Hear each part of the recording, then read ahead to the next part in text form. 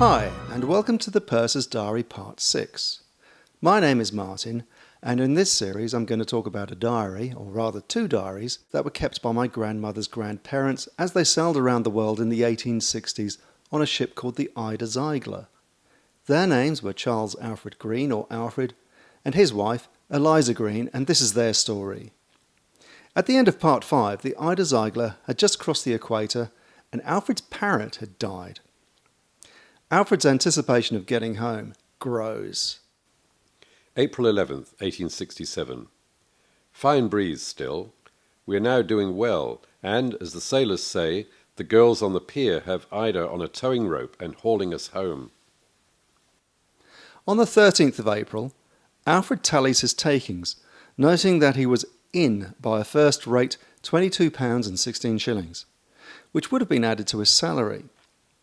On the 15th of April, the Ida got a new coat of paint to smarten her for her homecoming.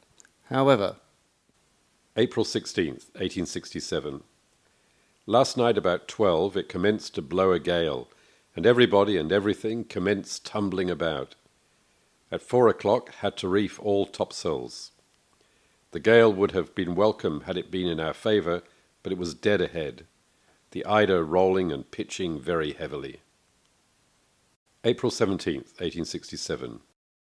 Still blows, but not so hard, and about 5 points from our course. Sighted a bark this morning, and great excitement prevailed on board as she approached us.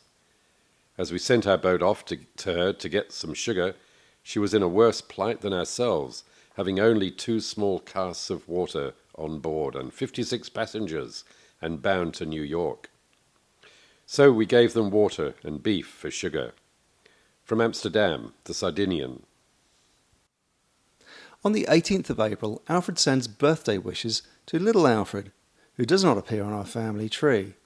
Did little Alfred die young? Not sure about him. The following days saw a favourable breeze, though Alfred complains that the ship don't travel half fast enough for me. April 26, 1867. We keep sailing along with a good fair breeze, but still we don't seem to get any nearer home. Not any ships to be seen, or anything to remind us that we are nearing the port. Not even a stray bird to be seen. I sincerely hope we may be at the Land's End on Sunday, and then perhaps we shall be home on Thursday. I only hope we may, dearest. It would be such a blessing to be with you and our darling little ones once more. I dare say you are anxiously looking out for our arrival. It is bitter cold. Only hope, dearest, I may not find it like this on shore, or I shall be perished.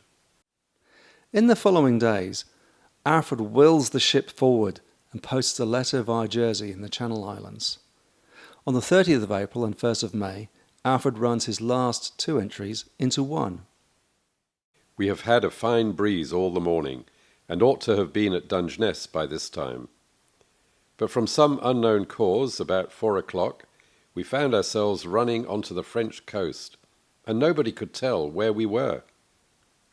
We had to hail a fishing smack, and they directed us how to steer, so we reached the pilot steamers about 11 o'clock, but did not get one till 5 this morning after losing several hours. It seems likely that the previous day was occupied with attempting to re-establish the Ida's position and course, and in finding a pilot steamer to take the Ida in tow.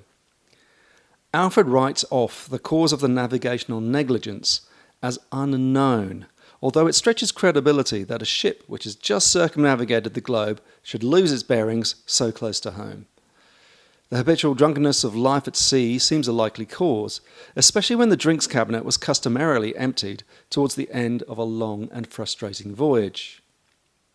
In April 1867, at the close of the voyage, the passengers drew up a certificate of thanks to the officers, including Alfred. We still have the original. It was drawn up by hand and mounted by the ship's company on a board that might possibly be the last surviving piece of timber from the Ida Zeigler. It reads as follows. We, the undersigned tween-deck passengers on board the clipper ship Ida Zeigler, cannot forgo this opportunity of testifying our high opinion of the officers of this ship represented by Mr. Mann, Mr. Patton, Mr. Wetherell, the mates, Dr. Gray, Mr. Green the purser, and Mr. Smith the steward. Throughout a long voyage from Auckland to London, now, thank God, rapidly approaching a happy termination, they have been most kind to us and most attentive to their several duties. We wish them through life the success their conduct so well merits, and, should fate so dispose of us to send us to sea again, may we be fortunate enough either again to be their fellow voyagers, or to meet gentlemen equally considerate to their tween-deck passengers. April 27, 1867. The certificate was signed by 35 passengers. Remarkably, Captain Reynolds does not appear on the list of officers and crew thanked. Did the passengers think he was too harsh with the crew? On the next voyage, Charles Alexander Mitchie thought so. After a gap of 2 months, the Ida again puts to sea. This time, it has Eliza and some of the Greens' younger children on board. Eliza picks up the diary for this next voyage. July the 11th, 1867. Thursday, left London with fair wind. Eliza's entries are much less descriptive and much less emotive than Alfred's. She is much more matter of fact. July 15th, 1867. Bad night, very rough. Got into Plymouth about 6 a.m. Went ashore and got drenched. July 16th, 1867. Left Plymouth. Headwind. Eliza's cursory entries hide the fact that something quite sinister is happening aboard. In Plymouth, the doctor put a man ashore who had been found to have the measles. Unfortunately, this did not prevent a later outbreak in the tropics which would prove to be deadly. Curiously, Eliza does not mention it. I think there are several possible reasons, any one of which, or any combination of which, could have curtailed Eliza's diary. The first is that Eliza might have wanted her family at home to be spared the horrors of what was about to unfold. Maybe she did not think it noteworthy, although that seems rather callous. Maybe, as the wife of an officer, she was mostly confined to quarters and could not observe what was going on. Maybe she was too sick herself to record anything more than brief notes. For example, after a gap of 16 days, she writes, August 2nd, 1867. Been laid up quite helpless. Just fell in with the northeast trades and getting on quickly. In the interim, nothing but headwinds. August the 3rd, 1867. Still fine. Had a dance party and supper and kept it up till midnight. A baby died. The comment about the baby dying was written in a different hand, probably Alfred's. Was the poor baby a victim of the measles? We find out about the outbreak of the measles from Charles Alexander Mitchie. He was 7 years old when he sailed on the Ida Zeigler in 1867. He recorded his reminiscence in later life. He writes, While we were in Plymouth, the ship's doctor found that one of the passengers, a man, had contracted measles and was sent ashore. We were then nearing the tropics, and the doctor compelled the measles patients to remain on deck under the awning. 8 children, 4 from the cabins, and 4 steerage lost their lives from the malady, while others were crippled for life as a result of complications.